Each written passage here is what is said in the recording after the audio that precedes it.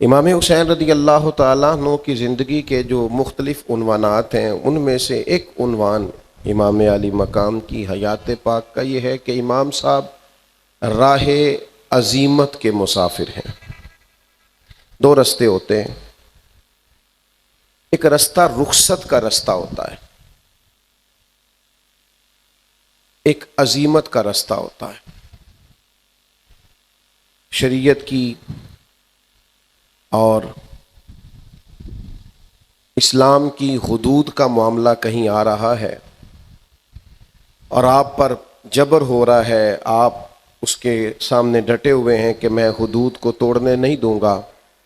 شریعت کی مخالفت نہیں کرنے دوں گا، تو آپ پر کوئی جبر کرتا ہے، کوئی سختی کرتا ہے، کوئی اسلحہ اٹھا کے لاتا ہے، تو آپ نے کوشش تو کی تھی پر اب سامنے والا طاقتور ہو گیا ہے، اس کا مقابلہ فوری طور پر نہیں کیا جا سکتا، تو آپ اگر اس رستے سے ہٹ جاتے ہیں تو شریعت آپ کو اجازت دیتی ہے کہ سامنے والا طاقتور ہے، اس وقت اقتدار اس کے ہاتھ میں ہے، آپ کھڑے تو ہوئے تھے حدود اللہ کے لیے، لیکن سامنے جو لوگ تھے ان کی طاقت اور طرح کی تھی، تو آپ ہٹ جائیں، اس کو رخصت کہتے ہیں، آپ گھر چلے جائیں، آپ نے اعلان تو کیا، بات تو کی، لیکن آپ اس وقت ماحول اس طرح کا نہیں دیکھ رہے، آپ رخصت پر عمل کر لیں۔ ایک رستہ ہوتا ہے جس کو عزیمت کا رستہ کہتے ہیں کہ ہم حق کے لیے ڈٹ گئے ہیں، اگرچہ شریعت میں گنجائش ہے، ہمیں دین اجازت دیتا ہے کہ ہم رخصت پہ عمل کریں، لیکن ہم ڈٹ گئے کہ جان جاتی ہے تو جائے، پر ہم حق کے رستے میں کھڑے رہیں گے، اسے عزیمت کا رستہ کہتے ہیں، اسے راہ عزیمت کہتے ہیں کہ آپ کوئی شریعت کی گنجائش لے کے پیچھے نہیں ہٹتے، بلکہ آپ کہتے ہیں میں نے 2 قدم آگے بڑھ کے دین کی حفاظت کرنی ہے، میں رخصت پہ نہیں چلتا، میں ڈٹوں گا نہیں۔ آپ کی کن پٹی پہ کسی نے پسٹل رکھا کہ کہو کہ میں اللہ کو نہیں مانتا ورنہ گولی مار دوں گا، تو آپ جان بچانے کے لیے اگر کفر کرتے ہیں معاذ اللہ تو ٹھیک ہے، شریعت آپ کو کہتی ہے کہ آپ مجبور تھے، آپ نے ایسی بات کر دی، کوئی حرج نہیں، لیکن اگر آپ کہیں گے کہ جان جاتی ہے تو جائے، میں رب کا انکار نہیں کروں گا، تو پھر شہادت کا بڑا درجہ ملے گا۔ ایک رخصت ہے اور ایک عزیمت ہے۔ امام حسین رضی اللہ تعالیٰ عنہ کا جو رستہ ہے وہ عزیمت کا رستہ ہے کہ تھوڑی سی گنجائش دے کے کہ چلیں جی مجھے دین اتنی گنجائش دیتا ہے، آج ہم سارے ہی اللہ ماشاءاللہ راہ رخصت کے قائل ہیں، ہمیں یہاں گنجائش ملتی ہے، ہم فوری طور پر وہ رستہ اختیار کرتے۔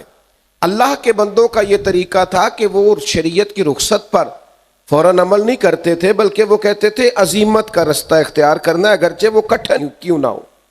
اور اللہ کا قرآن بھی چاہتا ہے کہ انسان مشقت والے رستوں کا تعین کرے، جان بوجھ کے اپنے آپ کو تکلیف میں نہ ڈالے، ایسا کوئی کام نہ کرے کہ جو 2 قدم زیادہ ہو، اس سے بھی حضور نے منع کیا، دین راہ اعتدال ہے، لیکن ویسے انسان کو رب نے پیدا مشقت میں کیا ہے۔ مقصد حیات ہوتا ہے نا، کوئی چیز کس لیے پیدا کی گئی، یہ اپنے دل کی تختی پہ لکھ لے قرآن مجید کا فیصلہ کہ نہ آرام سکون کے لیے دنیا میں آئے ہیں، نہ بہترین کھا کے نرم گداز بستروں پہ آرام کرنے آئے ہیں، نہ اس لیے دنیا میں آئے ہیں کہ کوئی ہمارا دروازہ نہ کھٹکھٹائے، کوئی ہمیں تکلیف نہ آئے، کوئی ہمیں بیماری نہ آئے، یہ ہو نہیں سکتا نا، ایسا ممکن نہیں۔